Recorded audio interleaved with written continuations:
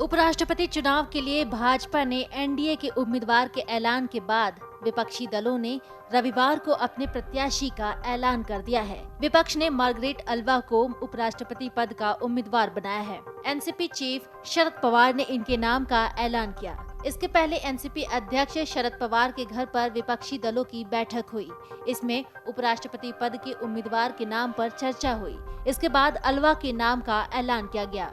राष्ट्रीय कांग्रेस पार्टी प्रमुख शरद पवार ने कहा कि हमने पश्चिम बंगाल की सीएम ममता बनर्जी से संपर्क करने की कोशिश की, लेकिन वो किसी सम्मेलन में व्यस्त थीं। हमने दिल्ली के सीएम अरविंद केजरीवाल से भी संपर्क करने की कोशिश की। उन्होंने कुछ दिन पहले यशवंत सिन्हा के लिए समर्थन की घोषणा की और जल्द ही मार्गरेट अल्वा के लिए अपने समर्थन की घोषणा करेंगे।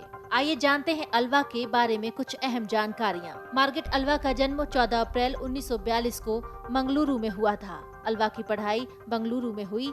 24 मई 1964 में उनकी शादी निरंजन अल्वा से हुई। उनकी एक बेटी और 3 बेटे हैं।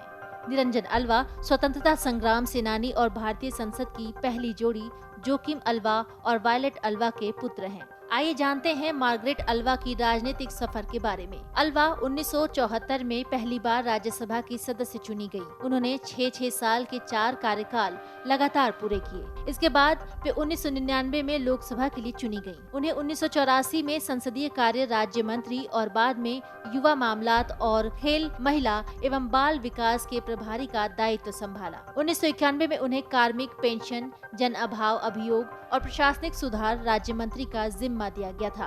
अल्वा राजस्थान, गोवा समेत कई राज्यों की राज्यपाल भी रह चुकी हैं। आपको बता दें कि उपराष्ट्रपति चुनाव के लिए अधिसूचना 5 जुलाई को जारी हो चुकी है। उम्मीदवार इसके लिए 19 जुलाई तक नामांकन दाखिल कर सकते हैं। चुनाव के लिए आयोग ने 6 अगस्त की तारीख तय की है। देश के मौजूदा उपराष्ट्रपति वेंकैया नायडू का कार्यकाल 11 अगस्त को समाप्त हो रहा है। चलिए आपको बताते हैं राष्ट्रपति चुनाव से कितना अलग होता है उपराष्ट्रपति का चुनाव। उपराष्ट्रपति के चुनाव में संसद के दोनों सदनों के सदस्यों से मिलकर बनने वाले निर्वाचक मंडल यानी इलेक्टोरल कॉलेज के जरिए अनुपातिक प्रतिनिधित्व पद्धति से होता है।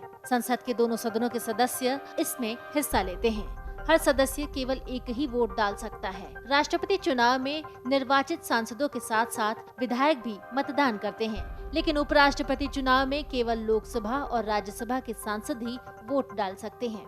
राष्ट्रपति चुनाव में मनोनीत सांसद वोट नहीं डालते, लेकिन उपराष्ट्रपति चुनाव में ऐसा नहीं है। उपराष्ट्रपति चुनाव में ऐसे सदस्य भी वोट डाल सकते हैं। इस तरह से देखा जाए तो उपराष्ट्रपति चुनाव में दोनों सदनों के 790 निर्वाचक हिस्सा लेते हैं। इसमें राज्यसभा के चुने हुए 233 सदस्य और 12 मनोनीत सदस्यों के अलावा लोकसभा के 543 चुने हुए सदस्य और 2 मनोनीत सदस्य वोट करते हैं। इस तरह से इनकी कुल संख्या 790 हो जाती है। Video desk amarujala.com। डाउनलोड करें अमर उजाला ऐप और पाएं खबरें लगातार। अगर आप ये वीडियो YouTube पर देख रहे हैं तो हमारे चैनल को सब्सक्राइब करें और बेल आइकन को दबाना ना भूलें। अगर आप Facebook पर ये वीडियो देख रहे हैं तो हमारे पेज को लाइक करें।